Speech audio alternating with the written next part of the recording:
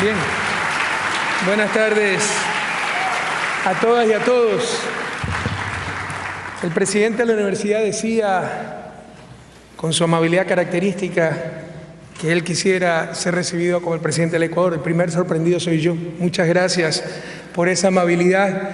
Y créanme que esto nos llena de esperanza, ver que Europa se aproxima a América Latina, Ecuador se aproxima a Alemania. Ojalá las distancias se acorten poco a poco y podamos profundizar esas relaciones bilaterales que tal vez han estado muy lejanas. Dicho sea de paso, este año se cumplen 125 años de relaciones diplomáticas entre Ecuador y Alemania. Son relaciones muy antiguas. De hecho, la firmó Otto von Bismarck con el presidente Flores Gijón. Un saludo al señor George Steinbach, presidente de la Universidad Técnica de Berlín. Un saludo a nuestro canciller, que nos acompaña en la delegación. Ha venido una delegación muy importante por el cariño que le tenemos a Alemania. El señor Ricardo Patiño, ministro de Relaciones Exteriores, Comercio e Integración.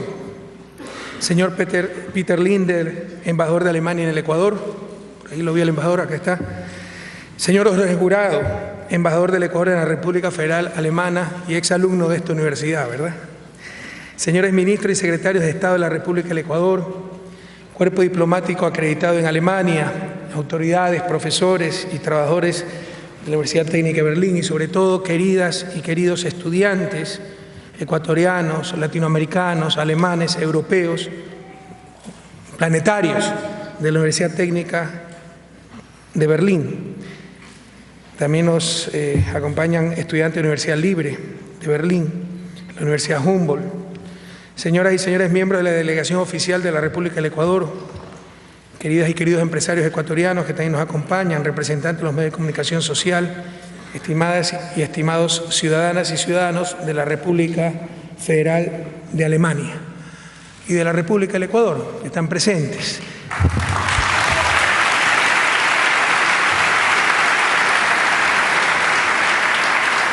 En primer lugar, muchas gracias a la Universidad Técnica de Berlín por esta invitación. Como le contaba al señor presidente de la universidad en la reunión que tuvimos antes de este encuentro, antes de meterme en este lío de ser presidente, pues vivía feliz y tranquilo siendo profesor universitario. Toda mi vida me dediqué a la academia y realmente cuando vuelvo a la academia, cuando siento el saber, la ciencia, la juventud, eso nos llena de energía, nos renueva el alma. Así que para mí realmente es muy grato poder estar esta tarde en esta institución académica tan importante. Siempre digo, ¿no?, qué difícil es cambiar de la academia a la política. Si en academia es un pecado no decir la verdad, en la política algunas veces es pecado decirla, ¿no? Si en academia el mayor pecado es firmar algo que nosotros no hemos hecho, en el gobierno, en la presidencia, eso es signo de ejecutividad. Entonces, algunas veces es difícil acostumbrarse, pasar del mundo de la academia al mundo de la política, pero realmente nos renueva el alma estar en academia. Pido disculpas de antemano a los señores intérpretes, siempre lo hago porque admiro su oficio. Por esta vez no voy a hablar en mi fluido alemán, sino en español. Y realmente no sé cómo pueden traducir, ¿eh? Esas cosas para mí son impresionantes. Y peor conmigo, me llaman el torturador de los intérpretes, porque nací en Guayaquil, una ciudad costera donde hablamos muy rápido. Aquí estoy haciendo un esfuerzo para hablar despacio. Así que, como siempre digo, no sé por dónde andan los señores traductores, si voy muy rápido me hacen una señal, en lo posible no tan grosera, para que vaya más lentito. Un abrazo a los presentes, a los que nos siguen. Me parece una sala contigua por pantalla de televisión. Parece que nos quedó chico el auditorio y hay personas viéndonos por pantalla y hay personas viéndonos en Ecuador en vivo por diferentes cadenas de televisión. Así que también desde esta querida Berlín, de esta hermosa universidad, un abrazo a mis compatriotas en Ecuador, en la madre patria.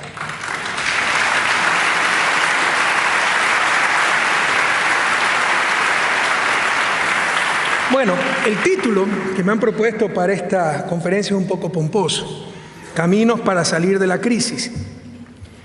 El ser humano por sobre el capital, de acuerdo al título que tengo aquí, en el caso ecuatoriano, no aspiramos a tanto.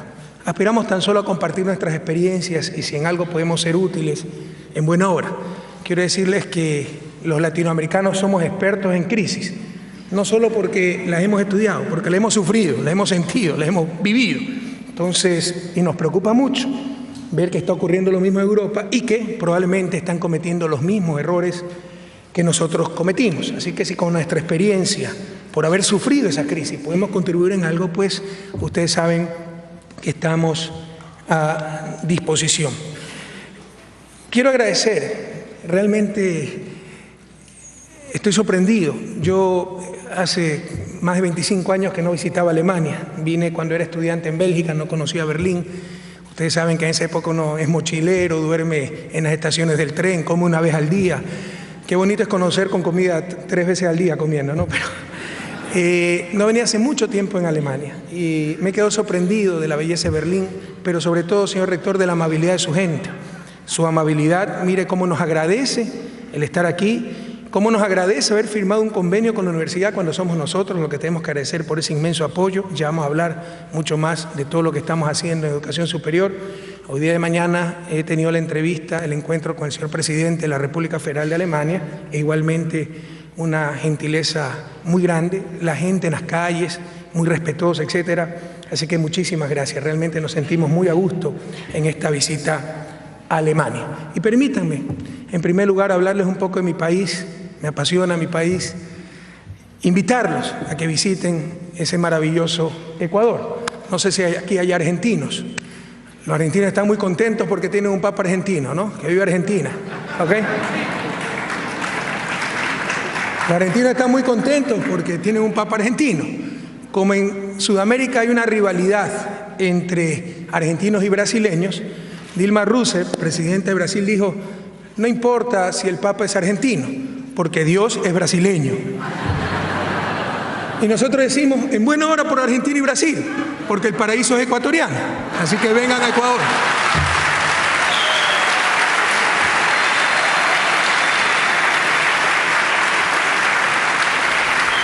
Así que les traigo el saludo fraterno de 15,5 millones de hombres y mujeres y todo nuestro afecto para Alemania. Ecuador es un país realmente único. Es el país megadiverso más compacto del planeta. Si ustedes cuentan las especies marinas más las especies terrestres, es el país con mayor biodiversidad del mundo. Y todo esto en un territorio de apenas 253.000 kilómetros cuadrados. En pocos países ustedes podrán desayunar a orillas del mar, luego almorzar en las cumbres, en las montañas de los Andes, con nieves eternas en la mitad del mundo, y luego cenar en la selva amazónica. Y si esto fuera poco, después de descansar una noche, pueden coger un avión y en 2 horas estar en algo único en el planeta, nuestras islas encantadas, las Islas Galápagos. Y no es solo su riqueza geográfica, su riqueza faunística, su diversidad climática, también es su gente. La mayoría de los ecuatorianos somos más o menos de mi color, mestizos, pero tenemos 14 nacionalidades indígenas, con sus propias lenguas, sus propias culturas, 14 idiomas diferentes. No habla todo el mundo, pero sí pueblos enteros hablan su propia lengua, y entre esos pueblos, 2 pueblos que están en aislamiento voluntario en la selva amazónica, en un sector que se conoce como Yasuní, que es un parque nacional. Y para ponerles un poco en perspectiva la biodiversidad del Ecuador, solo en 1 hectárea, el Parque Nacional Yasuní, ustedes pueden encontrar más especies de árboles que en toda América del Norte. Conociendo Ecuador, con todo respeto a mis hermanos latinoamericanos, en 7 días pueden conocer toda América Latina. Así que los esperamos con los brazos abiertos.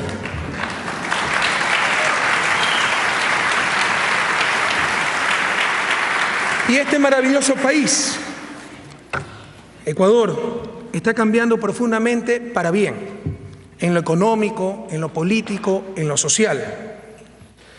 Por ello, en la reciente visita oficial que hiciera a nuestro país el señor viceministro de Cooperación Económica y Desarrollo de la República Federal de Alemania, señor Hans-Jürgen Bergfeldt, ojalá haya pronunciado bien, realizada hace apenas 2 meses, afirmó que Ecuador se está convirtiendo en el jaguar latinoamericano. Título que nos alegró mucho y nos enorgullece, ¿no? El jaguar es una especie de tigre que solo existe en nuestra América y básicamente en América Latina. Y es cierto. Por ejemplo, de acuerdo al Índice de Desarrollo Humano de las Naciones Unidas, el último reporte que coincidencialmente analiza el periodo 2007-2012, periodo de nuestro gobierno, Ecuador es de los 4 países que más incrementa puestos a nivel mundial entre casi 200 países. Está en primer lugar Tanzania, sube 15 puestos en desarrollo humano en la clasificación, le sigue Bielorrusia y sigue Ecuador junto a Hong Kong, que ustedes saben básicamente es una ciudad-estado. Este es un índice que combina varios segmentos, ingreso per cápita, pero también condiciones de salud, entre ellas esperanza de vida, condiciones de educación, entre ellas tasa de escolaridad, y Ecuador es de los 4 países que más incrementa clasificación en ese índice, puestos. Y de igual manera pasa de la categoría de desarrollo humano medio a desarrollo humano alto. Eso ni yo mismo me lo creo. Estos índices todavía son bastante incompletos, pero sí demuestra el importante avance que está teniendo el país entero. Y el objetivo, sobre todo queridos jóvenes y si hay estudiantes de economía como de la política, como de prácticamente todas las actividades humanas, es la felicidad del ser humano. No son los indicadores, no son las ganancias de los bancos, es la felicidad del ser humano, el bienestar. Y por ejemplo, en el índice de felicidad Happy Planet Index 2012, ahora se hacen índices de felicidad directos, de la New Economic Foundation, Ecuador se encuentra en el puesto 23 entre 151 países considerados. Este índice mide nuevamente esperanza de vida, huella ecológica, pero también tiene un importante componente subjetivo, directo de felicidad. ¿Es usted feliz o no? Entre los 23 países más felices, 16 son latinoamericanos, lo cual es una buena noticia.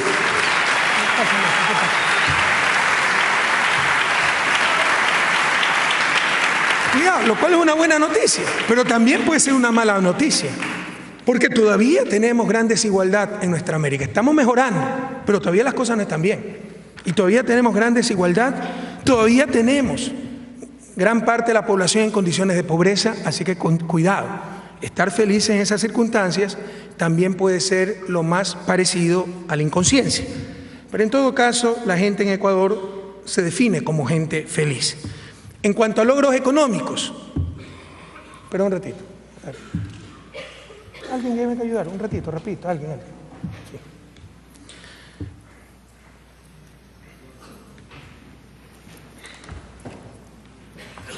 ¿Qué pasa que no coincide de pronto? ¿Qué pasa que no coincide de pronto? Pero yo, pasé el teléfono, este mismo. ¿Dónde está el teléfono? ¿Qué escribí? Pero que lo pongan allá. Pero, ¿qué están haciendo? Pongan el teléfono. En cuanto a los logros económicos, Ecuador es de los 5 países que más crece en la región y el que más rápido se recuperó de la crisis del 2009. Los que conocen algo de la realidad ecuatoriana saben que, y lo vamos a hablar más adelante, por una terrible crisis en 1999, en esas irracionalidades características de la burguesía latinoamericana, en vez de entender bien las raíces de la crisis, que era la incestuosa relación entre poder financiero y poder político, llegaron a la brillante conclusión que los ecuatorianos éramos inferiores genéticamente seguramente a los demás pueblos del mundo y que no podíamos tener moneda nacional. Así que eliminamos la moneda nacional. Fíjense los problemas que está teniendo Europa por tener una moneda común. Pues bien, Ecuador tiene una moneda extranjera, el dólar. Entonces, lograr esa recuperación de una crisis, ser lo que más rápido, si me ponen lo anterior, por favor, superamos la crisis, el anterior no es cualquier cosa para los que entienden de economía. Incluso en el año de la crisis, América Latina decrece casi 2% y Ecuador, por una política contracíclica, no decrece. El siguiente año seguimos creciendo, ustedes irán menos que el promedio de América Latina, pero este es el efecto rebote. Recuerden que habían decrecido casi 2%. Superada la crisis, recuperan ese nivel y en verdad crecieron menos que nosotros, ¿no? Y luego pues hemos tenido altas tasas de crecimiento a tal punto que en promedio hemos crecido a 4.3% del 2007 al 2012, periodo de nuestro gobierno, mientras que América Latina lo ha hecho tan solo a 3.5%. Y puede haber un crecimiento no deseable, un mal crecimiento, un crecimiento empobrecedor. Eso ha pasado muchas veces en América Latina. Si yo mañana regalo el petróleo ecuatoriano, seguramente triplico la inversión petrolera en el país, pero no queda nada para el país, pero mejoré las cifras macroeconómicas, no se generó empleo, no hay encadenamientos productivos. Así que el crecimiento per se no es algo positivo y puede haber un crecimiento empobrecedor, como ya ha ocurrido en América Latina. Sin embargo, el crecimiento que está teniendo Ecuador es tremendamente sano y está alcanzando los objetivos socialmente deseables. El principal objetivo, salir de la pobreza. En estos 6 años de gobierno hemos conseguido que cerca de 1 millón de ecuatorianos dejen de ser pobres. La pobreza ha caído de 37.6% a 27.3%, casi 10 puntos, más de 10 puntos, la pobreza por ingresos, y la pobreza absoluta, la miseria, ha caído de 17% aproximadamente al 11%. Vencer la pobreza, queridas amigas y amigos, debería ser el imperativo moral, no solo del Ecuador, sino del planeta entero.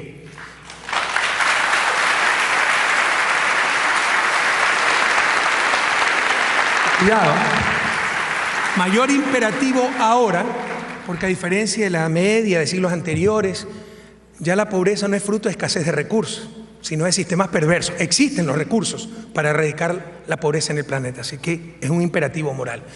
Pero también somos, y no lo decimos nosotros, dice la Comisión Económica para América Latina de las Naciones Unidas, el país que más ha reducido desigualdades en Latinoamérica. Ustedes como europeos, como alemanes, tal vez no sientan, no entiendan a cabalidad estas cosas, porque tienen sociedades bastante igualitarias. Pero América Latina es la región más desigual del planeta. Las aberrantes distancias sociales y económicas se asemejan mucho al yugo de la esclavitud en el siglo XIX.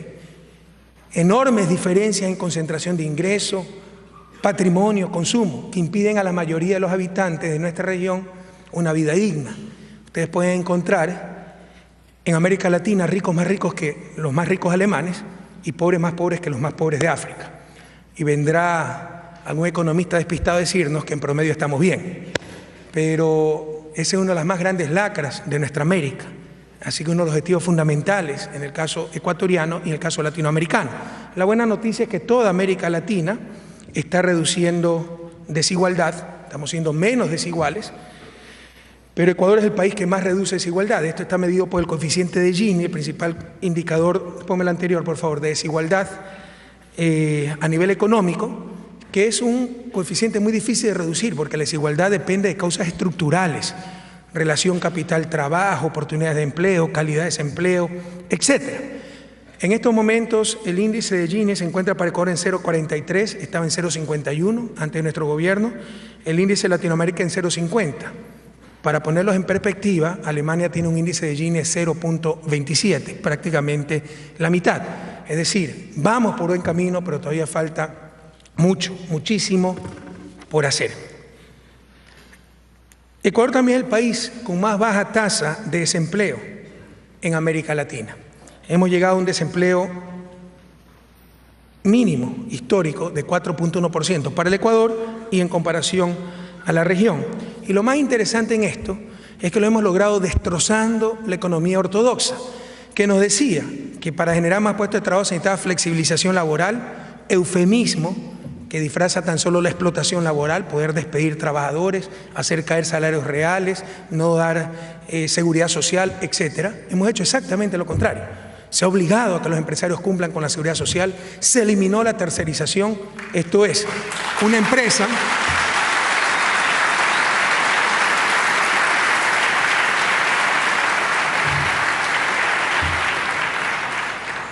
¿Qué era la tercerización? Para eludir obligaciones laborales, el empleador no contrataba directamente al trabajador o a los trabajadores, sino que contrataba a través de una tercera empresa.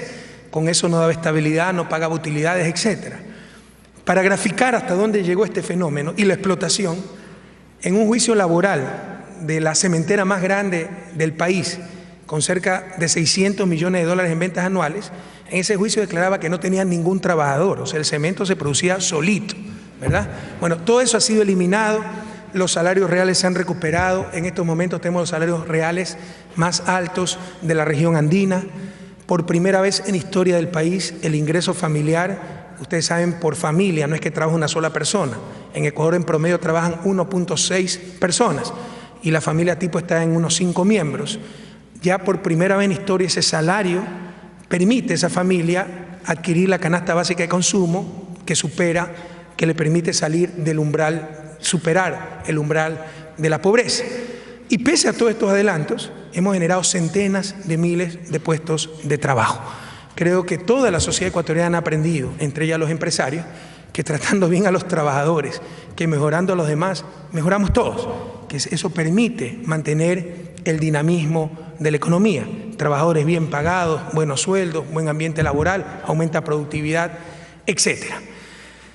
Y tenemos otros logros sociales que nos llenan de orgullo.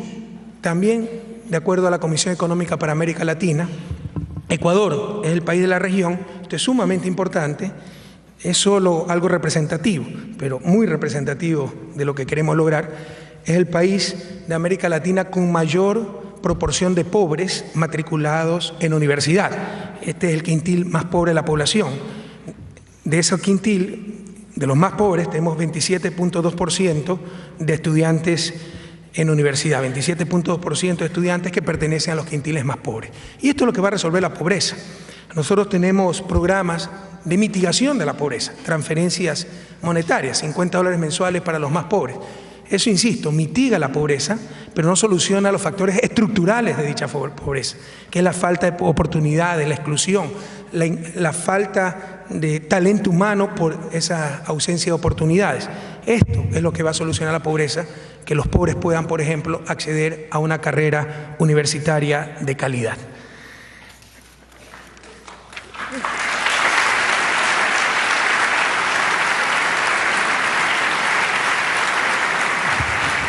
No me detuve para que me aplaudan, sino que parece que en el teleprompter está la oposición política del Ecuador, entonces tengo que ver mis apuntes acá. Bien. Además de que me han puesto los cuadros en alemán, entonces... Algunas veces...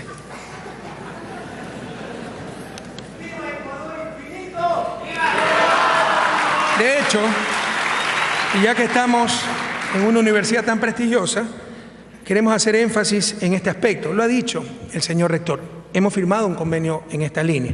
Estamos haciendo un importante esfuerzo para crear rápidamente ese talento humano, que es el futuro de nuestra región.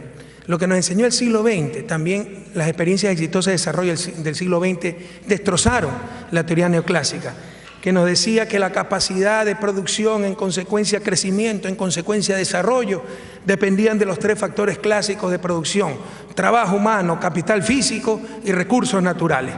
Pues bien, muchos países sin absolutamente nada de recursos naturales, sin acumulación de capital original, hicieron florecer el desierto, gracias al talento humano, la ciencia y la tecnología.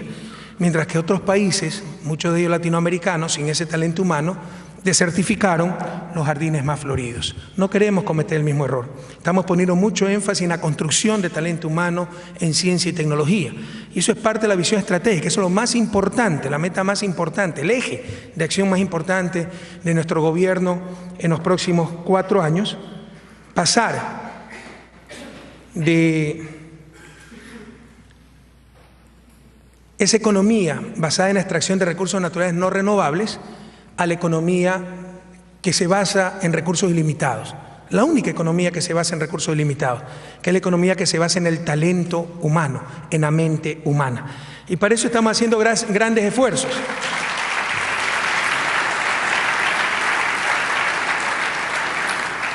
Por ejemplo,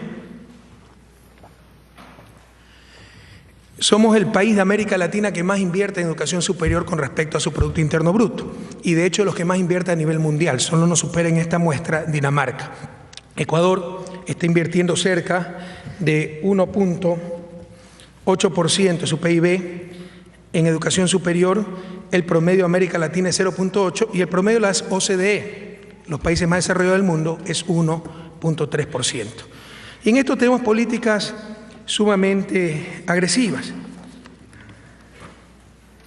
Por ejemplo, un programa de becas, y es parte del convenio que hemos firmado con la Universidad Técnica de Berlín, un programa de becas que no tiene restricción presupuestaria. Depende de cuántos estudiantes ecuatorianos sean aprobados a nivel de pregrado y posgrado en las universidades más prestigiosas del mundo, en las carreras que necesita el país. El año pasado hemos otorgado más de 6.000 becas. Y este año probablemente repitamos el número, lo superemos, y si se requieren 60.000, sacaremos el dinero. Lo importante es que puedan acceder a esas universidades.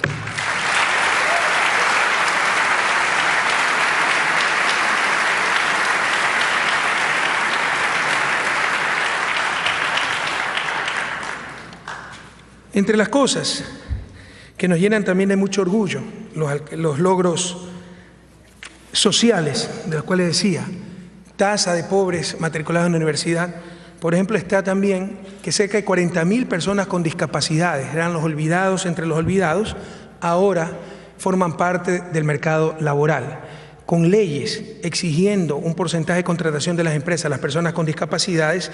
Hemos alcanzado el pleno empleo para dichos ciudadanos, que insisto, antes eran los olvidados de los olvidados. Y al asumir el gobierno, en el año 2007, también nos planteamos toda una estrategia para aliviar el peso del endeudamiento en las finanzas presupuestarias y públicas y para favorecer con recursos frescos las necesidades más acuciantes de la población. Planteamos, y probablemente ustedes lo conozcan con decisión y firmeza, la conformación de una auditoría integral del crédito público, básicamente deuda externa. Los hallazgos de este valiente trabajo están sintetizados en un informe que recorrió el mundo, el informe final de la Comisión para la Auditoría Integral del Crédito Público, presentado en el 2008. En función de este informe y gracias a un manejo inteligente y de muchísima rigurosidad técnica, logramos renegociar la deuda y el Ecuador ahorró $8.000 millones en servicio de deuda. Para tener una idea de la dimensión del ahorro, este monto equivale o equivalió en ese entonces, ya es un poco más lo que invertimos, pero a 2 años de toda la inversión pública, infraestructura, equipamiento, tecnología, etcétera, del gobierno ecuatoriano. Solo el ahorro en intereses fue de cerca de $400 millones anuales. Lo que hicimos en base a informe es decir, esta deuda es legítima, no pagamos. Lo que se descubrió fue realmente horroroso, deudas que se habían pagado 2, 3 veces, abogados de los acreedores, que eran los abogados del país, ministros de Economía que iban a negociar en nombre del país y eran tenedores de deuda, una serie de fraudes en perjuicio del pueblo ecuatoriano, recompras de los tenedores de deuda en el mercado secundario al 30% del valor nominal y renegociación al 100% de ese valor, con lo cual había una transferencia de recursos impresionante. Lo obvio, si el país tenía esa plata, era comprar directamente los bonos en el mercado, pero nunca se hacía aquello. Con todos estos informes dijimos, no pagamos la deuda, obligamos a los tenedores a sentarse a negociar y recompramos la deuda a un valor promedio de 33% de su valor nominal.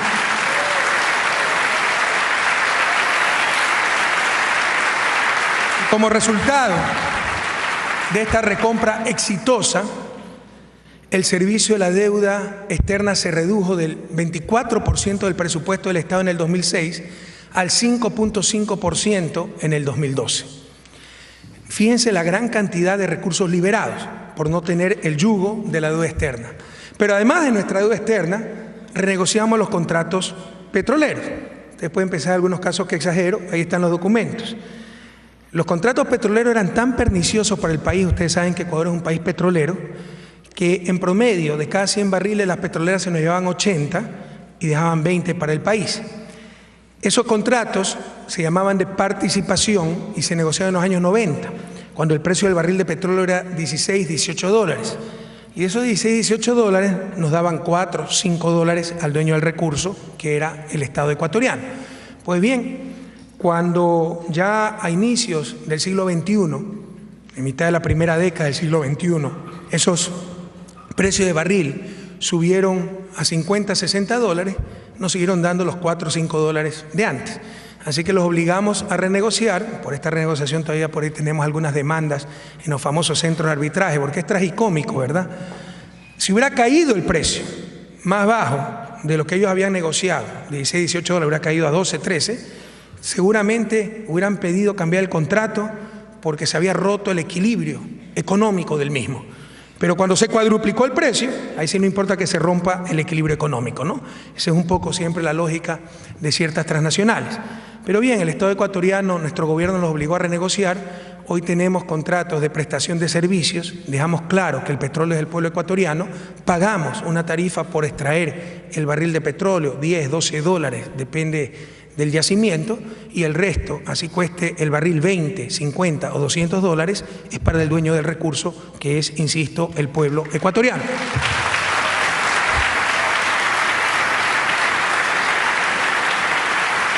Esto nos ha permitido duplicar los ingresos petroleros, pero, insisto, si no hubiera habido esa renegociación de contrato, todo ese incremento del precio iba a las compañías transnacionales, no al dueño del recurso.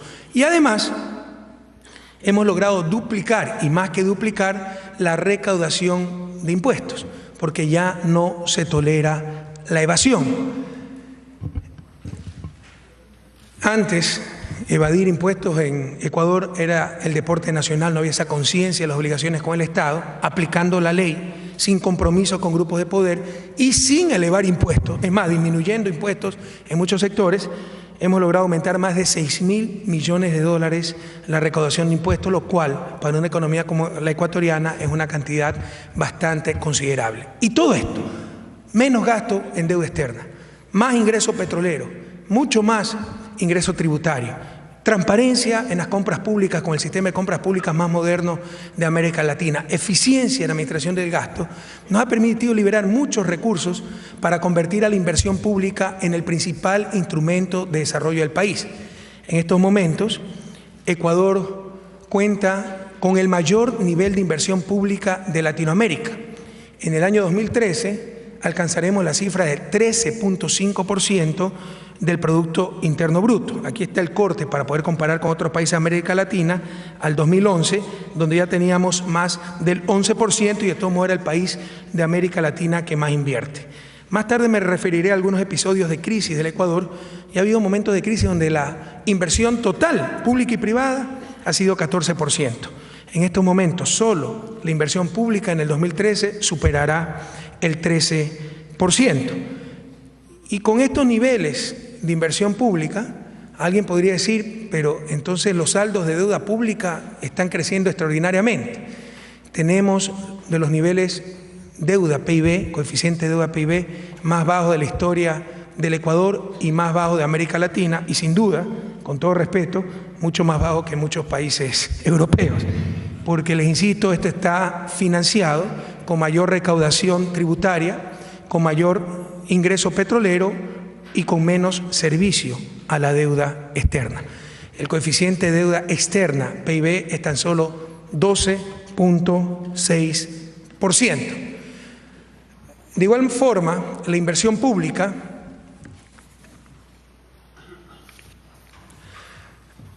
ha generado grandes transformaciones para mejorar el desempeño de la inversión privada en el Ecuador.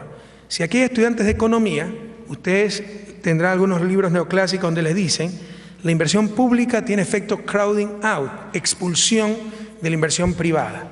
Pero eso es asumiendo pleno empleo, cortísimo plazo, etcétera, que no son condiciones reales. En realidad, una buena inversión pública tiene efectos crowding in. Hacer una nueva represa hidroeléctrica para estabilizar energía, hacer un nuevo carretero, no expulsa inversión privada, atrae. Eso es ideología disfrazada de ciencia. Boten nomás a la basura esa clase de libros. La inversión pública en Ecuador ha servido para atraer inversión. Hemos invertido en vialidad, en puertos, aeropuertos, telecomunicaciones, generación eléctrica, justicia eficiente. Hicimos una consulta popular para reformar la justicia, que era un desastre. Seguridad ciudadana, prevención de riegos, inundaciones, etcétera. Y en general el desarrollo productivo. Y todas estas inversiones claramente apoyan al sector productivo privado porque mejoran la competitividad sistémica. Pero la renegociación de la deuda externa, de los contratos petroleros y el incremento en recaudación de impuestos también nos ha permitido liberar importantes recursos para pagar la deuda fundamental, que es la deuda social. Mientras que en el 2004 se destinaba 4.3% del PIB para el sector social, en el 2012 se destina casi el 11% del PIB. En valores absolutos, ahora se invierte 5.1 veces más en educación que en el 2004 y en salud 4.5 veces más.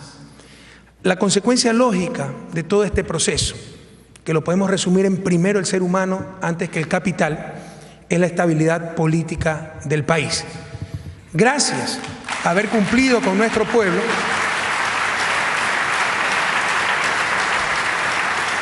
superamos una etapa de terrible inseguridad jurídica y política, pues desde el año 1996 hasta el 2006, ningún presidente había logrado culminar el periodo de gobierno para el que fue electo. En 10 años tuvimos 7 presidentes. Los 3 gobiernos antes de nuestro gobierno no lograron culminar sus mandatos, fueron derrocados. Y no porque el pueblo ecuatoriano sea ingobernable, hemos demostrado que lo es porque traicionaban la voluntad popular. Democracia no es votar cada 4 años, es cumplir lo que los ciudadanos, los mandantes en las urnas ordenaron al mandatario, que es el que obedece.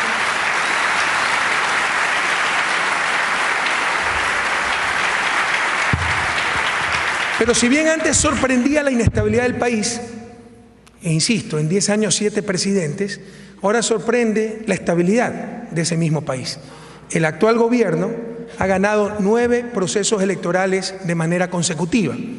Entre ellos, 2 reelecciones en una sola vuelta. El sistema ecuatoriano es de 2 vueltas. Si nadie logra más del 50%, hay un balotage, hay una segunda vuelta. No ha habido necesidad en las últimas 2 elecciones porque se ha ganado con más del 50% en la primera vuelta y se han ganado 3 consultas populares, ejemplos de democracia directa. Tenemos las más altas tasas de aprobación social de nuestro retorno a la democracia en 1979. Y en las últimas elecciones presidenciales y legislativas del 17 de febrero de este año, el pueblo ecuatoriano nos ha ratificado su confianza al darnos la victoria electoral en una sola vuelta con más del 57% de los votos.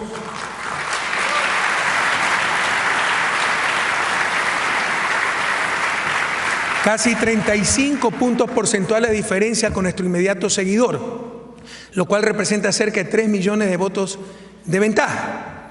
Nosotros tenemos 34 circunscripciones electorales. Las más grandes provincias, Pichincha, Guayas, Manabí, se dividen en distritos por su cantidad de población. Normalmente cada provincia es un distrito electoral. Si en estas 3 provincias hay 21, estas 3 provincias tienen 10 distritos, ellas mismas, ¿no? Se dividen en 10 distritos, son 31 y tenemos 3 distritos en el exterior.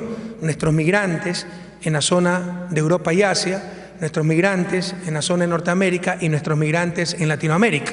En total 34 distritos electorales. Pues bien, el gobierno nacional triunfó en 33 de los 34 distritos y hemos obtenido 100 asambleístas de un total de 137, lo que representa el 73% de la representación parlamentaria, obteniendo representantes en cada uno de los 34 distritos electorales. ¿Qué quiere decir esto? Que no solo se trata de un proyecto político con una legitimidad democrática enorme, sino un proyecto político realmente nacional, representando a cada rincón de la patria, sin precedentes en la historia ecuatoriana.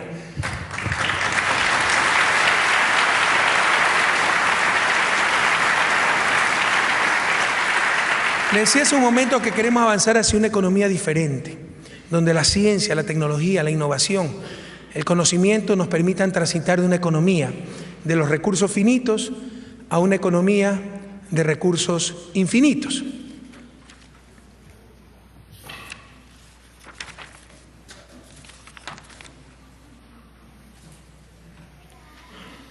es decir, de la producción y exportación de recursos naturales hacia la economía de recursos infinitos basada en el talento humano.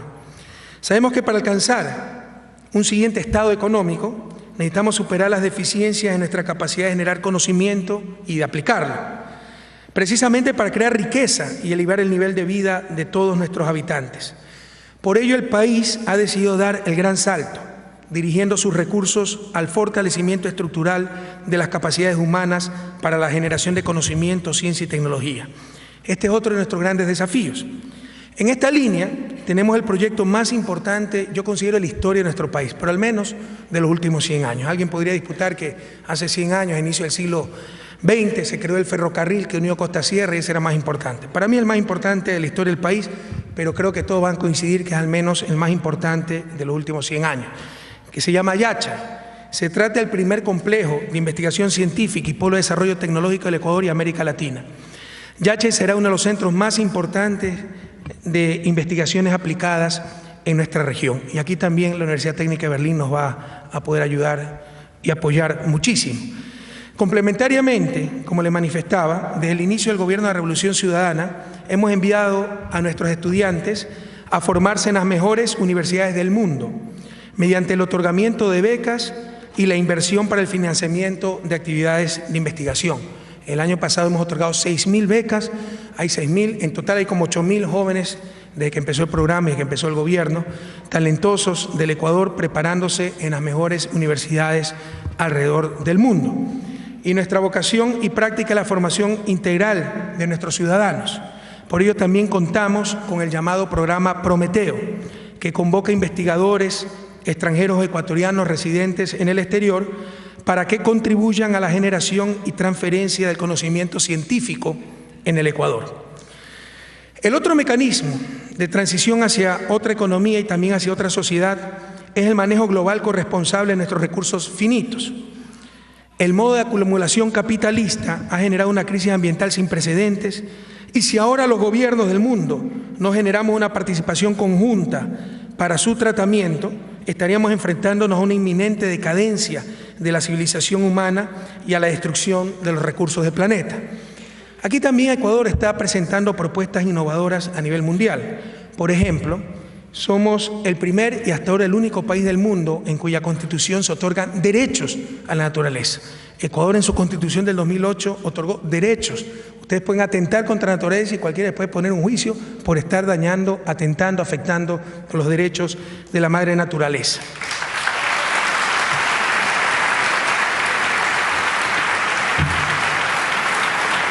Entre otras iniciativas, también tenemos la propuesta presentada por Ecuador al mundo, conocida como Yasuní ITT, que plantea por primera vez evitar un concepto muy importante. Kioto, todas estas iniciativas como que se han puesto parches, que hay que compensar. Bueno, si hacen una hidroeléctrica que reemplaza la termoeléctrica, si reforestas, pero eran como una lista de compras. ¿Cuál es el concepto integrador? El concepto globalizador, que incluye todas estas acciones que hay que compensar. Ese concepto es el de emisiones netas evitadas. Lo que hay que compensar son las emisiones netas que se evitan, ya sea, por ejemplo, cuando reemplazo una hidroeléctrica por una termoeléctrica, evito la contaminación de la termoeléctrica, pero también, por ejemplo, el mecanismo RED quiere compensar el bosque en pie. Al no cortar el bosque, estoy evitando reducir emisiones. Lo importante son las emisiones netas evitadas. En este concepto se fundamenta la iniciativa Yasuní ITT, que plantea por primera vez, insisto, evitar las emisiones netas de carbono a la atmósfera del planeta mediante la no explotación de nuestros más importantes campos petroleros, situados en el Parque Nacional Yasuní, hermosa reserva natural en el bosque tropical de la región amazónica ecuatoriana. ¿Con qué fin? Con el fin de conservar su biodiversidad, proteger a los pueblos que viven en su interior en aislamiento voluntario, pero sobre todo combatir el cambio climático, que a nadie le quepa la menor duda. Individualmente, Ecuador, lo que más le conviene es explotar el petróleo. Necesitamos ese dinero para el desarrollo del país. Nosotros somos los principales contribuyentes en este caso, pero hemos propuesto a la comunidad internacional que en función de esas emisiones netas evitadas, las toneladas de carbono que no se envían a la atmósfera, se compense al Ecuador por dejar ese petróleo en el subsuelo. Con la realización de este proyecto, insisto,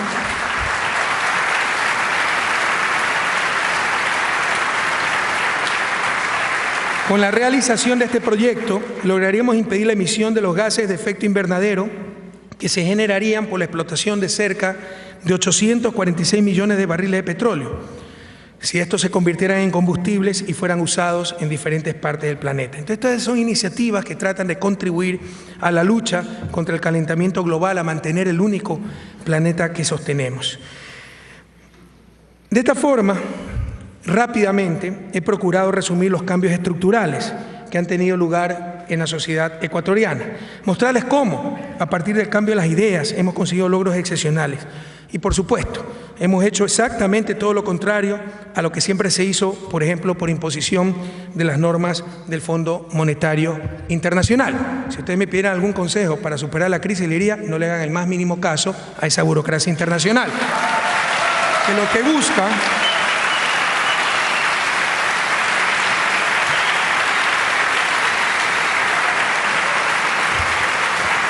que busca no es superar la crisis, sino cuidar los intereses del capital financiero internacional. A Ecuador le va bastante bien y no vemos una misión de esta burocracia internacional desde el inicio de nuestro gobierno.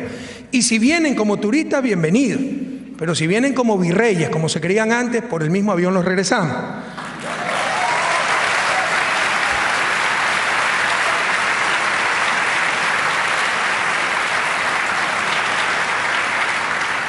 Nos ha ido bastante bien, pero cuidado que algunas veces se sobredimensiona lo que está sucediendo en América Latina. América Latina está bien, Europa está mal. No hay punto de comparación. La tasa de crecimiento, Europa no está creciendo, América Latina está creciendo. Pero la tasa de crecimiento es un flujo, es como una llave con la cual se llena un balde. En estos momentos el flujo en América Latina es importante, pero el balde recién se está llenando, el balde de la cantidad de riqueza, bienes para satisfacer necesidades. Mientras que probablemente Europa tiene problemas con el flujo, pero el balde está lleno. Es decir, a nivel de riqueza todavía hay una brecha enorme entre América Latina y Europa. Por supuesto, si seguimos este ritmo, esas brechas poco a poco se irán acortando, pero todavía falta mucho por andar. Todavía tenemos graves problemas: desigualdad, pobreza, falta de talento humano, falta de educación, de salud, de derechos, etc. Sin embargo, en la crisis que está viviendo Europa, probablemente podamos ser útiles, porque pese a que nos va bastante bien, como les decía al inicio de esta conferencia, somos expertos en crisis. No porque seamos genios y las hayamos estudiado todas, sino porque las hemos sufrido todas, ¿verdad? Y hay crisis que se asemejan mucho a lo que está viviendo Europa en estos momentos. Prácticamente no hay nada nuevo bajo el sol. Es algo déjà vu. Nosotros ya sufrimos una larga crisis de la deuda. Y temo que Europa está cometiendo los mismos errores que nosotros cometimos. ¿Cuál fue nuestra crisis de la deuda? En los años 70, y muy especialmente a partir de 1976, en Ecuador y en general los países latinoamericanos entraron en un endeudamiento agresivo externo.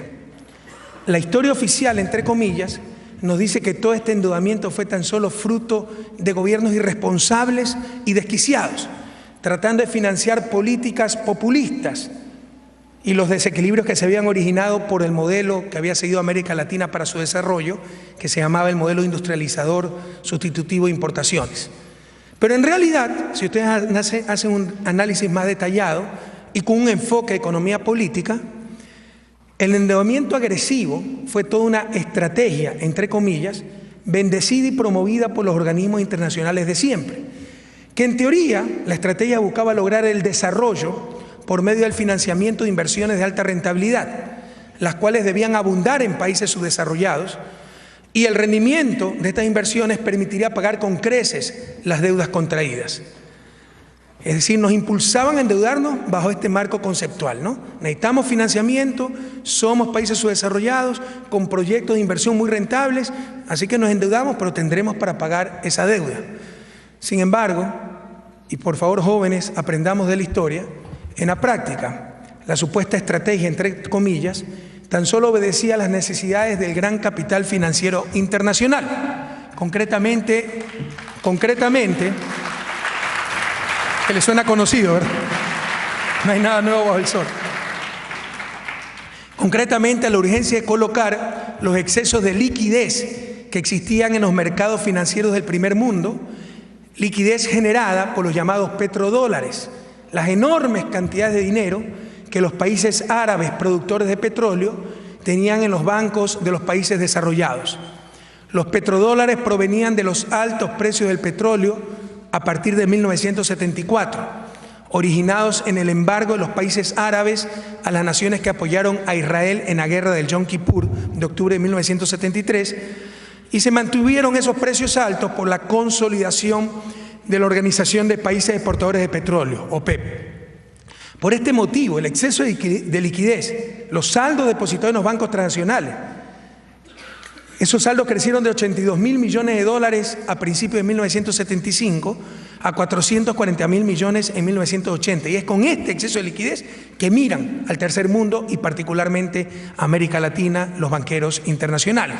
Ante la necesidad de colocar tan ingente cantidad de recursos, se consideró por primera vez como sujeto de crédito al llamado tercer mundo. Y normalmente esa es la lógica detrás de ciertas medidas económicas disfrazadas de ciencia, de estrategia, etcétera. La conveniencia de ciertos grupos. Y siempre se arma todo un aparataje supuestamente conceptual alrededor de la justificación de estas acciones. En este caso, insisto, la burocracia internacional armó toda la llamada estrategia de endeudamiento agresivo, lo que buscaba era colocar esos excesos de liquidez. Y es por esto que en la segunda mitad de los años 70 se empezaron a observar en América Latina largas filas de banqueros internacionales, buscando colocar toda clase de créditos, incluso para financiar gasto corriente y compra de armas para las dictaduras militares que en ese entonces gobernaban muchos de los países de la región.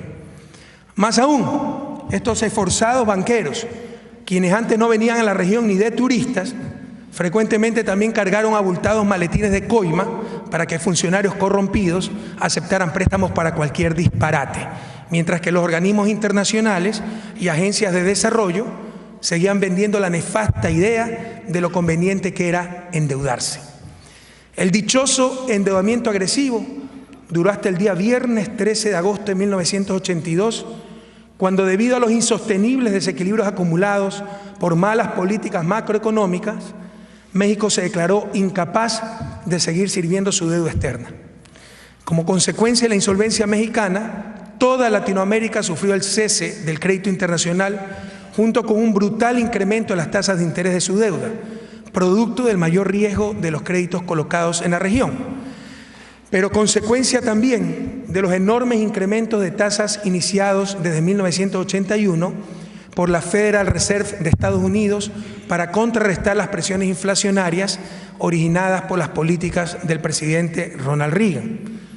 Así, créditos que habían sido contratados con tasas fluctuantes de entre 4 y 6% alcanzaron tasas de interés hasta del 20%.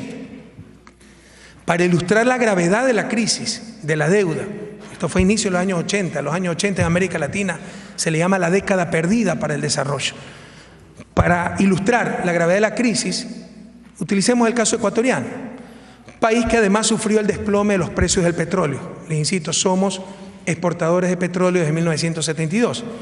Pero la crisis fue tan grave que durante el periodo 1981-1990 el PIB por habitante decreció casi 6%, volviendo a los mismos niveles de mediados de los años 70. Por eso la década perdida.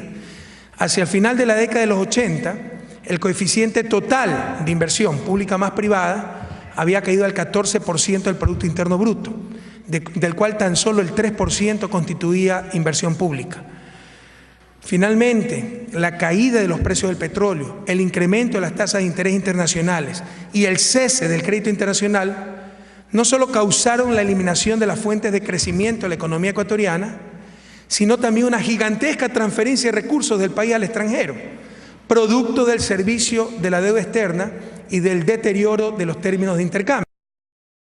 A pesar de que solamente por el servicio de la deuda se transfirieron durante el periodo 1981-1990 más de 2.000 millones de dólares al exterior y que el financiamiento fresco de la banca internacional no existía, la deuda pública externa del Ecuador se triplicó por capitalización de intereses, etc., pasando de 4.415 millones de dólares en 1981 a más de 12.000 millones de dólares en 1990. Insisto, ya no nos daban plata, pero por atrasos, capitalización de intereses, sobre intereses, etcétera, pese a haber transferido 2.000 millones de dólares durante la década de crisis, se nos triplicó la deuda externa ecuatoriana, debido sobre todo al refinanciamiento y capitalización de intereses atrasados.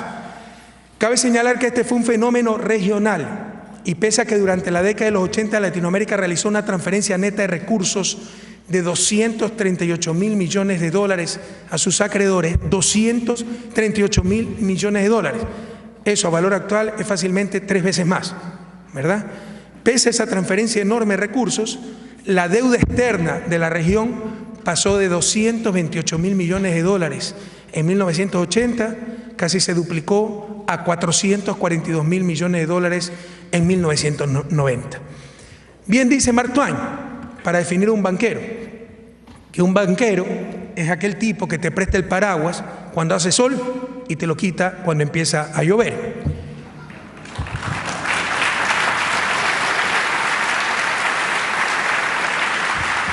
Pero saquen lecciones de esta experiencia de América Latina y no cometan los mismos errores que nosotros cometimos. Pese a las evidentes responsabilidades compartidas, recuerden que se prestaba hasta para armamentos a dictaduras militares sin ninguna legitimidad democrática. Pese a esa responsabilidad compartida, los países centros, las burocracias internacionales como Fondo Monetario Internacional, Banco Mundial, Banco Interamericano de Desarrollo y, por supuesto, los bancos internacionales redujeron todo a un problema de overborrowing, sin querer asumir jamás su responsabilidad en el obviamente correspondiente overlending. Las decenas de paquetes de ajustes y las cartas de intención que ya están habiendo en Chipre, en otros países de Europa, impuestas por el Fondo Monetario Internacional, pero también hay que reconocerlo, asumidas dócilmente por los gobiernos latinoamericanos. La receta de siempre: autoridad fiscal, incremento de precios públicos, privatizaciones, etcétera. No buscaban salir más rápido de la crisis, no nos engañemos. No buscaban recuperar el crecimiento y el empleo.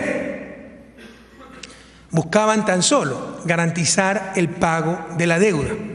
Y lo que hacían los programas de rescate del Fondo Monetario era licuar esas deudas comerciales. Es decir, por un lado estaba el rescate del Fondo Monetario, no lo sabemos de memoria, eso es lo que está pasando en Europa, Grecia, Chipre, etc. Por un lado inyectaban miles de millones de dólares, en este caso de euros, pero con tal programa de ajuste que nada quedaba en el país, nada quedaba para los ciudadanos, nada quedaba para aliviar la crisis, solo para liberar recursos para, por otro lado, garantizar la deuda con la banca privada comercial. Y al final del día no se superaba el problema de la deuda, no se superaba la crisis, pero el país quedaba endeudado ya no con los bancos privados a quienes garantizaron sus créditos, sino con la burocracia internacional.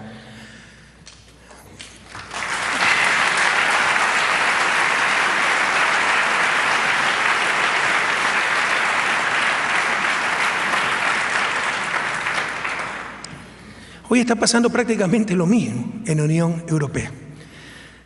Y somos muy respetuosos de la soberanía e independencia, los problemas internos de cada región, pero nos sorprende mucho que estén repitiendo los errores que cometió América Latina.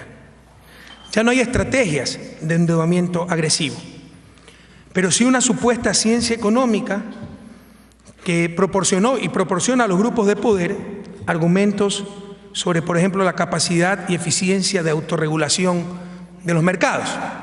De esta forma, por ejemplo, asumiendo que ellos solitos se autorregulaban, los bancos europeos prestaron a Grecia, sin darse cuenta, entre comillas, que su déficit fiscal era prácticamente 3 veces mayor al que declaraba. Es muy difícil creer que no se identificó esa situación y de todos modos le siguieron prestando.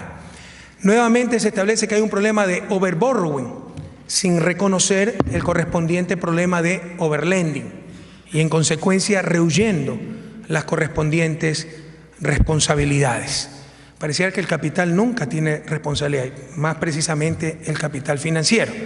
Y quiero decirles que hasta éticamente el mayor riesgo debe caer sobre el capital, no sobre los seres humanos.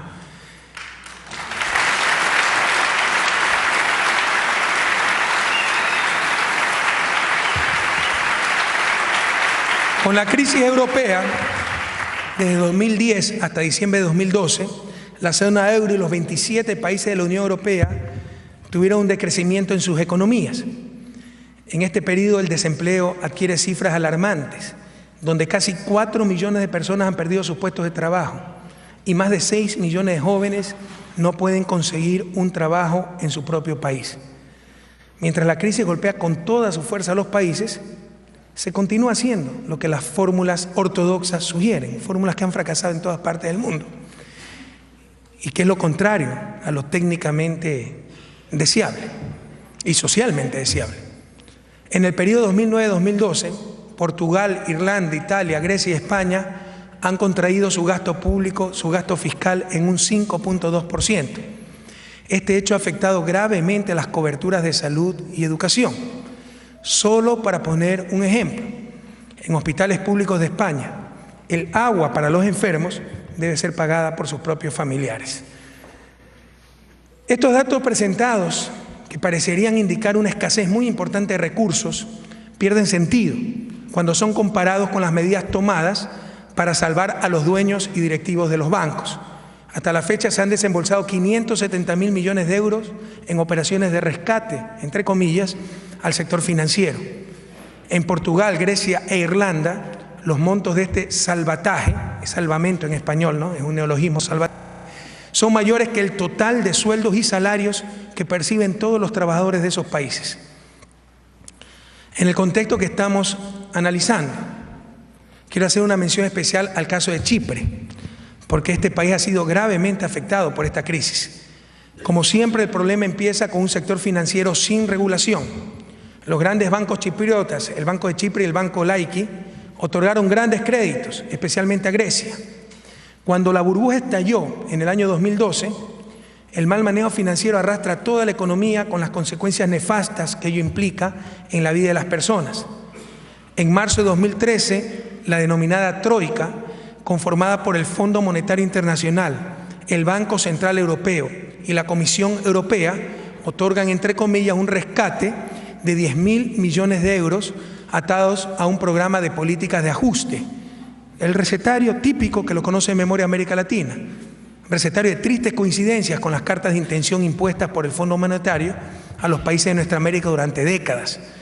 Las políticas acordadas por estos organismos en Chipre son nuevamente un déjà vu: reducción del sector público, supresión del sistema de pensiones para los nuevos empleados públicos, privatización de las empresas públicas estratégicas, medidas de ajuste fiscal hasta el 2018, limitación del gasto social, promulgación de la ley sobre la gestión de las crisis financieras, creación de, entre comillas, un fondo de rescate financiero con el objetivo de apoyar y resolver los problemas de los bancos y sus dueños, además del congelamiento de depósitos menores a 100.000 euros y la carga de impuestos a retiros y transferencia de fondos superiores a ese monto. Nadie duda que hay que hacer ajustes. Nadie duda que hay que corregir graves errores de origen. Por ejemplo, en la Unión Europea se unieron países con diferenciales de productividad muy grandes y sin mayores diferenciales de salarios. Eso era insostenible. Pero que nadie dude tampoco que en lo esencial no se está, dada la crisis, buscando superar esta crisis con el menor costo para los ciudadanos, ciudadanas, europeos, para los seres humanos, sino que se está buscando garantizar el pago de la deuda a los bancos privados.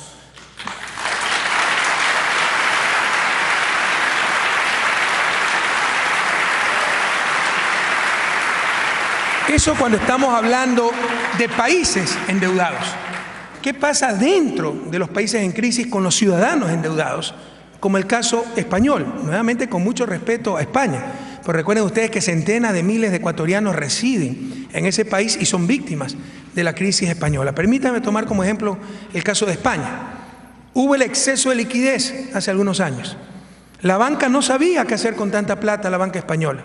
Buscaba al ciudadano para colocarle crédito, sobre todo para invertir en el sector inmobiliario. Eso genera una burbuja inmobiliaria. Si la casa valía 300.000 euros, no solo le prestaban los 300.000 euros, le prestaban 350.000 para el coche, para los muebles, la línea blanca, etc. Y esto era respaldado por créditos hipotecarios. Explota la burbuja, viene la crisis. Los mismos bancos tasaban la casa a 300.000 euros. Cuando no puedo pagar de buena fe, porque ese deudor se quedó sin empleo, entrega la casa. Ya el dolor de una familia de quedarse sin casa. Ha habido hasta suicidios por esto. Pero ya la casa no vale 300.000 euros, sino que vale solo 50.000 euros, recibida por el propio banco. Y esa familia se queda sin casa y probablemente endeudada para toda la vida. Esto es inmoral. Insisto, el riesgo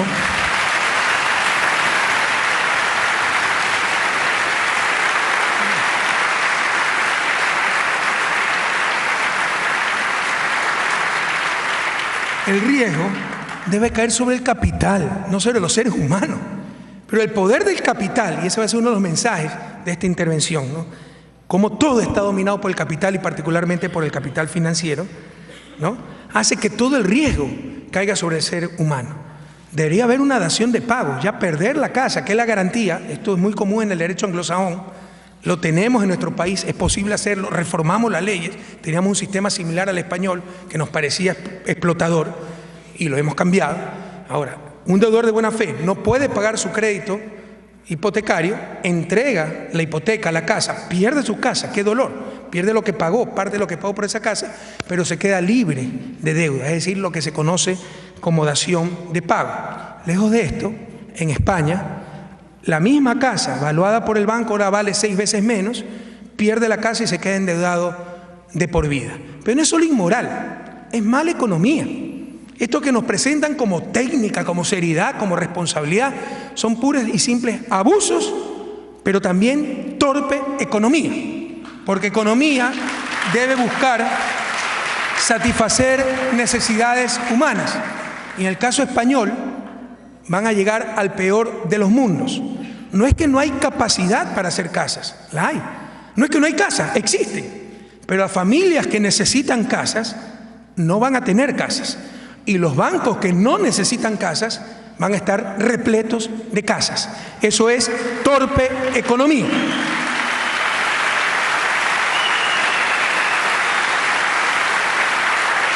Y claramente se requiere la intervención del Estado y la política económica, que como veremos son los mecanismos de coordinación social.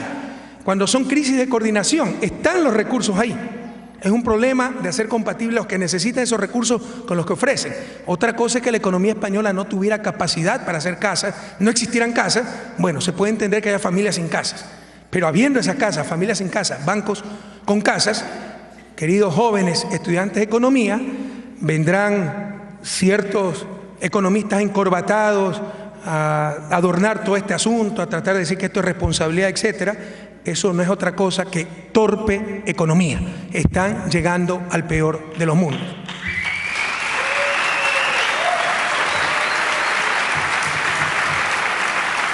Quiero decirles que como somos expertos en crisis, también tuvimos una crisis similar en Ecuador. No, busquen la crisis que quieran, todita la hemos sufrido, ¿verdad?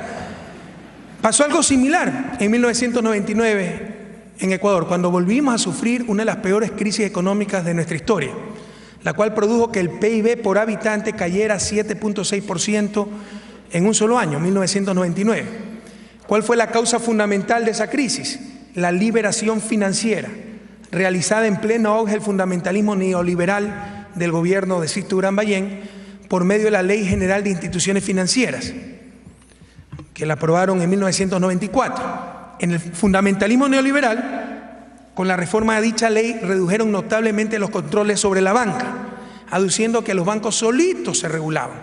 Y se regularon también que pocos años después generaron una pésima cartera bancaria, créditos vinculados, carencias de reservas, etc.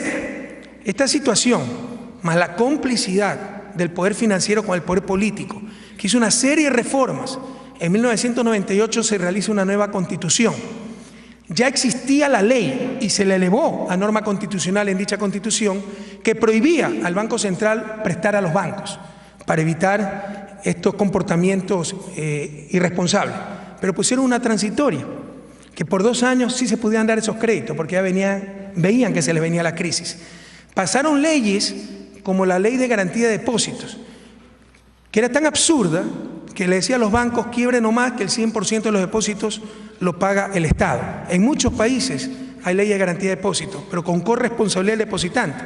Aquí se cubría el 100% de los depósitos sin límite de monto e incluso los depósitos offshore. Era el mejor incentivo para los banqueros para quebrar el banco porque todo lo pagaba el Estado.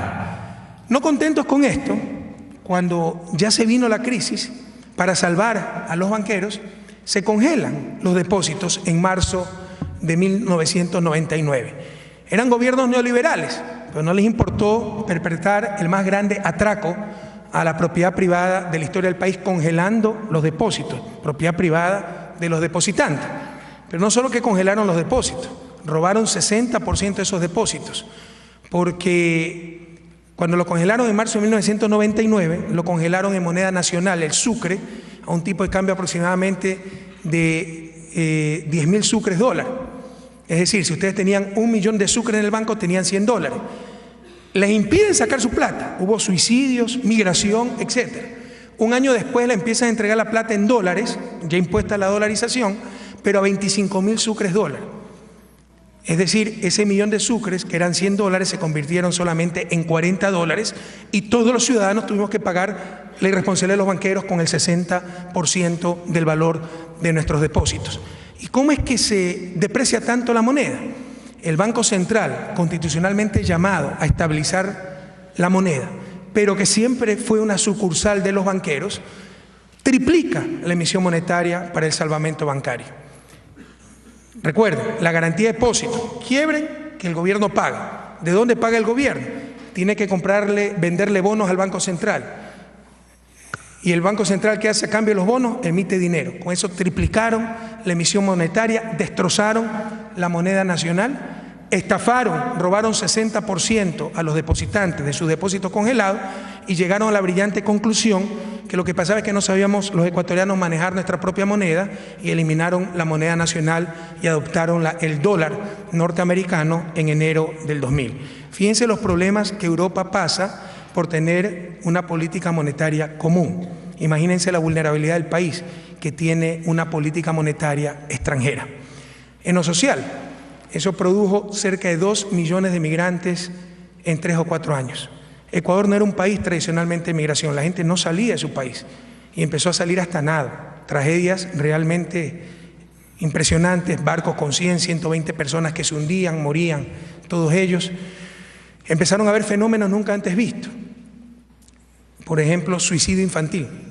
Niños de 12, 13 años que se nos suicidaban porque sus padres estaban en España, en Italia, y en determinados sectores de alta migración, hasta el 60% de los niños se nos criaban sin sus padres, en manos de sus abuelos, vecinos, tíos, etc. Todo eso consecuencia de esa crisis que fue su solución, todo en función del capital financiero de los bancos. Y algo similar, tal vez menos grave, está pasando en España, y no lo entiendo cómo se lo permite. En nuestra América Latina en actuales momentos, en Ecuador en actuales momentos, esto sería intolerable. En España cada día se producen 517 desalojos y el 34% de los suicidios en ese país se deben a esta causa, a la gente que pierde su casa y no solo pierde su casa, se queda endeudada probablemente de por vida. Es increíble que no se haga nada por proteger la vida de los ciudadanos, pero que sí se salve a unos pocos banqueros.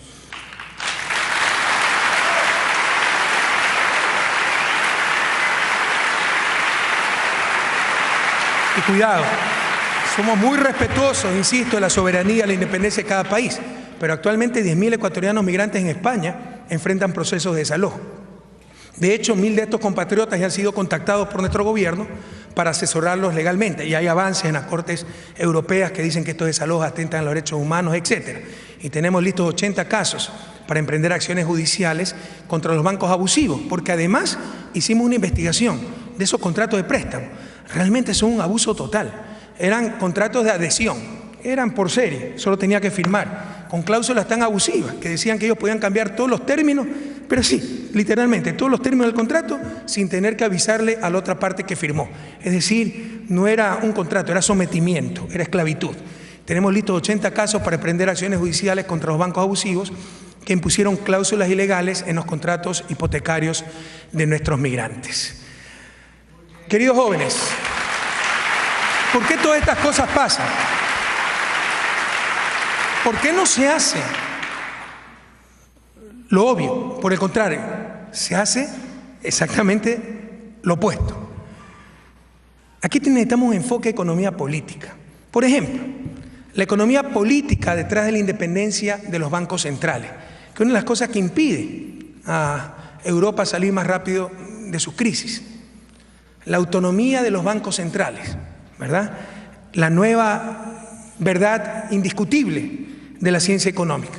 En verdad, la autonomía del Banco Central, por ejemplo, en el caso ecuatoriano, probó ser fatal para enfrentar la crisis. Con la autonomía del Banco Central se despojó al Ejecutivo, no solo de la más eficaz política estabilizadora, sino que en la práctica se le despojó también, al menos en el corto plazo, de la única política que poseía. ¿Qué es la política económica? Básicamente son mecanismos de coordinación social. No hay mejor mecanismo de coordinación social que la moneda. Esto es teoría keynesiana, bastante conocida, pero desechada por intereses, no porque no valga la teoría. Pero si, por ejemplo, hay un desempleado y hay un puesto de trabajo, basta dar un crédito, emitir moneda a ese empleador para que pueda contratar a ese trabajador y se reactiva la economía. Se genera ese puesto de trabajo, se genera producción y un círculo virtuoso. Es la señal, la coordinación. Es cuando tenemos crisis financieras, no crisis reales, no la ausencia del trabajador, no la ausencia del puesto de trabajo, la ausencia de la coordinación. Pero con la autonomía de los bancos centrales parece que esto ha sido desechado y el Poder Ejecutivo pierde uno de los principales mecanismos de coordinación social. Las consecuencias de esta reforma en el caso ecuatoriano fueron todavía mayores, pues hasta antes de la dolarización el directorio del Banco Central tenía más poder en cuestiones macroeconómicas que el presidente de la República. Y más aún, el gobierno era directamente dependiente del Banco Central al ser el principal afectado con cualquier depreciación de la moneda o cambio en la tasa de interés. Es decir, teníamos burocracia autónoma, gobiernos responsables de manejar el país, pero que dependían de esa democracia autónoma por el alto nivel de deuda pública interna y externa del Estado central. Se dependía del Banco Central. ¿Y de dónde vino esta moda de los bancos centrales? Que independientes, autónomos, como la última Coca-Cola en el desierto, el último descubrimiento, el último avance civilizatorio de la humanidad. La moda de los bancos centrales autónomos comenzó a inicios de los años 90. Antes no existía. Antes todos los bancos latinoamericanos al menos eran dependientes del gobierno central, como debe ser, como actualmente es el Banco Central del Ecuador y nos va muy bien, porque tiene responsabilidad democrática, tiene que rendir cuentas, etc. Porque dicho sea de paso, son bastante autónomos de los gobiernos, pero bastante dependientes de Washington, Fondo Monetario, Banco Mundial, donde van a pasar los últimos días de su sacrificada existencia a todos los directores, gerentes de los bancos centrales. Pero esta novelería comenzó a inicios de los años 90, justificada por estudios supuestamente empíricos que demostraban que entidades independientes, bancos centrales independientes, generaban un mejor desempeño macroeconómico. Si ustedes revisaran esas regresiones que se hicieron, no sé, los profesores de economía no le aceptarían ni a un niño de primer año, ¿no? Pero cuando se quiere creer las cosas, pues se acepta cualquier barbaridad. La fundamentación teórica para este hallazgo empírico, entre comillas, fue que de esta manera los bancos centrales podían actuar técnicamente, alejados de influencias políticas perniciosas. Con este argumento, si esto es cierto, los ministerios de Finanzas deberían también ser autónomos. O sea, esto no tiene sentido. La política económica es precisamente esa, política. Ustedes tienen que hacer juicios de valor, se elige quién gana, quién pierde. Y una vez que en función de sus visiones, valores, principios, etcétera, eligen quién gana, quién pierde, se actúa técnicamente. Pero resulta que La política económica se la redujo de la noche a la mañana a un asunto meramente técnico a cargo de impolutos y superdotados burócratas que ni siquiera requerían un control democrático. Con todos estos estudios se justificó la independencia del Banco Central. La política monetaria es técnica, ya no es política. Ideología disfrazada de ciencia. El Banco Mundial, como siempre, tan agencioso ante cualquier novelería funcional al capital y al paradigma dominante, inmediatamente organizó seminarios a lo largo y ancho de América Latina para difundir los nuevos descubrimientos, entre comillas, y presionar por la independencia de los bancos centrales de la región, logrando que la gran mayoría de estos se convirtieran en pocos meses en autónomos.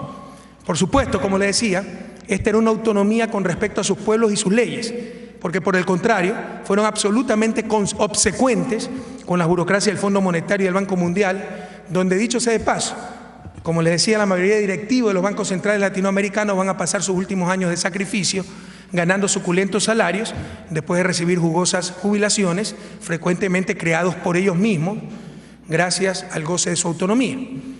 En el Ecuador, la oficina del Fondo Monetario Internacional funcionaba en todo un piso del Banco Central sin siquiera pagar arriendo.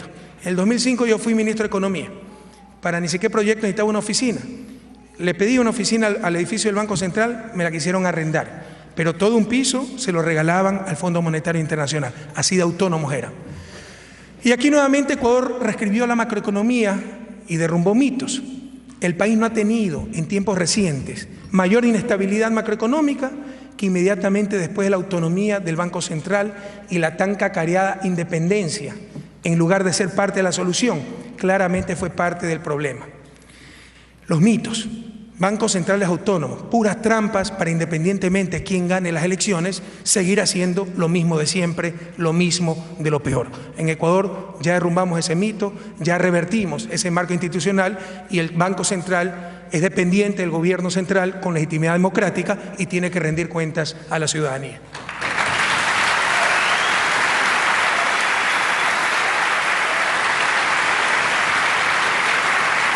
La otra obsesión, los otros mitos, ideología disfrazada de ciencia, que nos las ponen como verdad absoluta, indiscutibles. Por ejemplo, el control inflacionario como principio y fin de la política económica. De acuerdo con el paradigma vigente, la estabilización de precios constituye la condición necesaria, y constituía la condición necesaria, pero luego el fundamentalismo la convirtió en condición prácticamente suficiente para lograr el desarrollo a través de una adecuada asignación de recursos por medio de los mercados nacionales e internacionales. Este énfasis en el control inflacionario produjo una confusión de medios con fines, y seguimos en ese énfasis, puesto que la minimización de la inflación se convirtió en el objetivo prioritario e incluso excluyente de la política económica, como lo estamos viendo en Europa, postergando objetivos tales como crecimiento y generación de empleo, y muchas veces sacrificando estos últimos en función de la macroestabilización de precios. En el caso de la política monetaria, como les había mencionado y como ya tratamos, en América Latina se establecieron bancos centrales autónomos de los gobiernos y orientados exclusivamente al control de la inflación, así decía la norma constitucional, independientes y solo con control inflacionario, sin que haya evidencia robusta que relacionara, como les había dicho, mayores independencias del Banco Central con mayores tasas de crecimiento.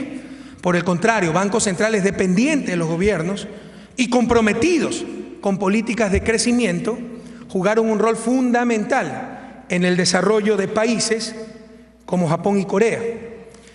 Hasta los años 70 del siglo pasado, el objetivo fundamental de la Federal Reserve de Estados Unidos, el Banco Central de Estados Unidos, fue velar por la generación de empleo y el crecimiento económico. Solamente con las presiones inflacionarias vividas por la guerra de Vietnam a inicios de los 70 y una vez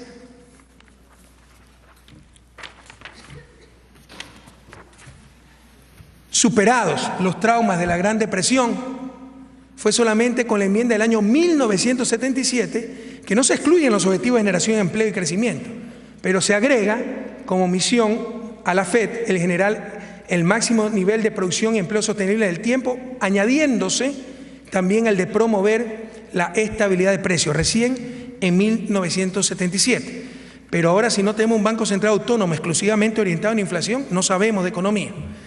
Además de la pérdida de gobernabilidad que puede producir un banco central totalmente autónomo del gobierno. Les he dado algunos ejemplos en el caso ecuatoriano. Y este es un factor extremadamente importante en la realidad latinoamericana que requiere tanto de gobernabilidad. En realidad, mis queridas amigas y amigos, y sobre todo estudiantes de economía, mientras que tener una alta inflación es necesario, obviamente, para el crecimiento, la minimización de la inflación no provee más crecimiento.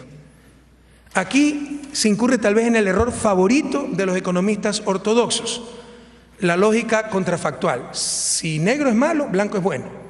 Es decir, si una alta inflación es mala, mientras más baja mejor. El asumir que si indudablemente una alta inflación es mala, mientras más baja esta sea, será mejor. Siempre nos imaginamos lo terrible que sería que esta clase de economistas hubiesen sido médicos, ya que habrían llegado a la brillante conclusión de que como la fiebre es mala, mientras más baja la temperatura corporal, mejor. En realidad, queridos jóvenes,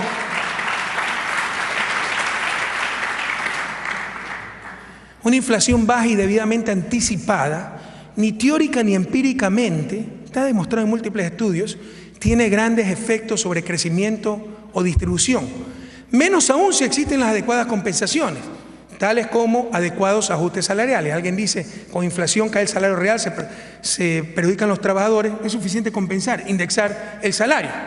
Entonces, ¿a qué o a quiénes responden, a qué intereses estas clases de política? Para contestar esta pregunta, es necesario señalar que existe solamente un costo proveniente de la inflación que es prácticamente imposible de evitar, incluso si se tiene una inflación pequeña y anticipada. Este costo es la pérdida de valor de los activos líquidos. Para ejemplificar, si alguien tiene 100 euros en su bolsillo y un kilo de papas cuesta 1 euro, esto equivale a tener 100 kilos de papas en el bolsillo. Pero si luego tenemos una inflación del 10% y ahora el kilo de papas cuesta 1.1 euros, esa misma persona tendrá aproximadamente, no exactamente, 90 kilos de papas. Es necesario anotar que esta pérdida por la inflación constituye un costo para los tenedores de activos líquidos, pero no una pérdida neta para la sociedad. No es que la sociedad perdió 10 kilos de papa, los 10 kilos de papa existen, alguien lo capturó. En realidad representa una transferencia de recursos. ¿Hacia quién? Hacia la autoridad central, la que emite la moneda, la que respalda la moneda, en lo que se conoce como el impuesto inflacionario. Piénsese en el dinero como una obligación de la autoridad que lo emite. Ahora, por la misma cantidad de dinero, esta autoridad debe responder menos en términos reales. En otras palabras, ¿quién se cogió los 10 kilos de papas? El gobierno, el que emitió la moneda. Imagínense entonces la pérdida para los tenedores de activos líquidos, que no es pérdida social, es redistribución. Cuando no hablamos de 100 dólares, de 100 euros, sino de miles de millones de dólares, de miles de millones de euros.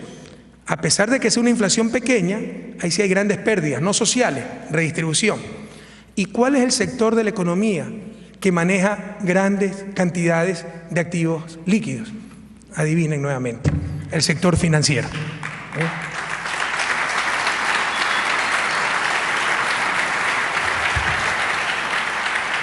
Enfoque de economía política, a quién benefician las acciones o no, así no la disfracen de ciencia. Es básicamente el sector financiero de la economía, gran tenedor de activos líquidos, el que tiende a descapitalizarse con la inflación, lo cual verifica nuevamente que la política económica aplicada en América Latina durante décadas y ahora lamentablemente también en Europa ha tenido como condición básica proteger al capital financiero, independientemente de los costos que esto cause en los demás agentes y en la economía en su conjunto. Porque estas cosas son ya vistas, no solo en América Latina, en los propios Estados Unidos. La prioridad excluyente de la estabilidad de precios como objetivo de política económica también significa en la práctica el abandono de una política fiscal orientada a mantener el pleno empleo de los recursos en economía. Así la política fiscal se convierte en procíclica, lo que significa que en lugar de atenuar, agrava los episodios de recesión y desempleo, debido a la búsqueda de altos superávit fiscales, insisto, independientemente de la situación del sector real de la economía. Con ello se busca controlar la demanda agregada para reducir la inflación, pero también y probablemente sobre todo, se logra liberar recursos para el servicio de la deuda pública. Pero paradójicamente, estas políticas fiscales han sido impulsadas e incluso impuestas, como hemos dicho, por el Fondo Monetario Internacional, organismo creado en 1944 bajo la influencia de las ideas del gran economista inglés John Maynard Keynes, y cuyo objetivo era precisamente relajar la restricción financiera de los gobiernos nacionales para poder realizar una política anticíclica y mantener estabilizado el nivel de demanda agregada global. Indudablemente el Fondo Monetario Internacional ya no es la institución de Bretton Woods bajo la inspiración keynesiana de estabilizar la demanda internacional, sino tan solo, discúlpenme, el perro guardián del capital financiero internacional.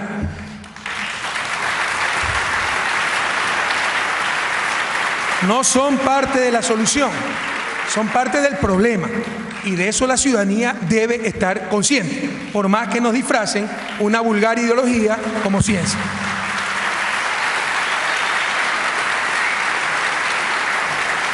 Es claro, como dice Joseph Stiglitz, premio Nobel de Economía norteamericano él, es claro que no es destruyendo empleo, producción, destruyendo esperanzas, destruyendo cohesión social, que las naciones salen adelante. Como le decía, esto ya ha sido visto.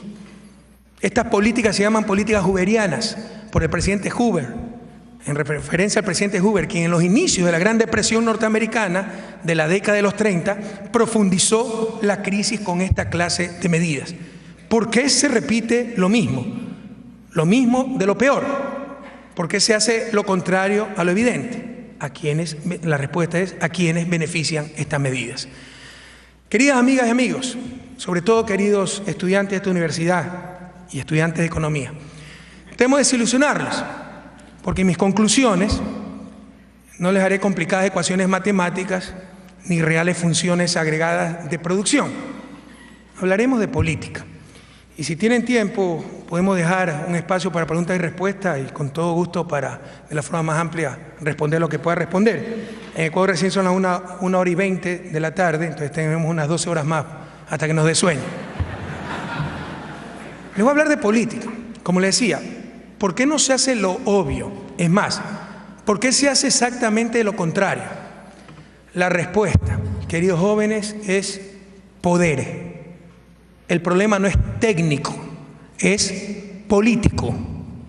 Creo que el más grave daño que se le ha hecho a la economía es quitarle su membrete original de economía política. Nos han hecho creer que todo es un asunto técnico. Nos han disfrazado ideología como ciencia.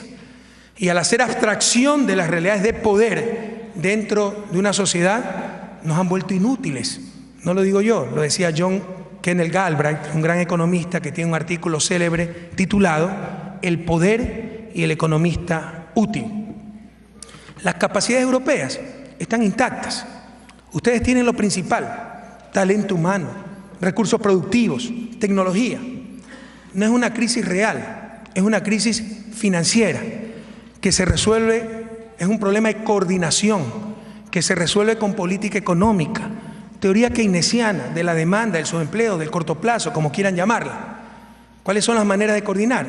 La política macroeconómica, como les decía, y particularmente la política monetaria. ¿Por qué no se hace lo obvio? Porque el capital no quiere perder. Y el poder lo tiene el capital, y básicamente el capital financiero. Las relaciones de poder al interior de nuestros países y a nivel internacional están todas a favor del gran capital. Y con el bombardeo ideológico, la gente cree que así tiene que ser. Así no tiene que ser.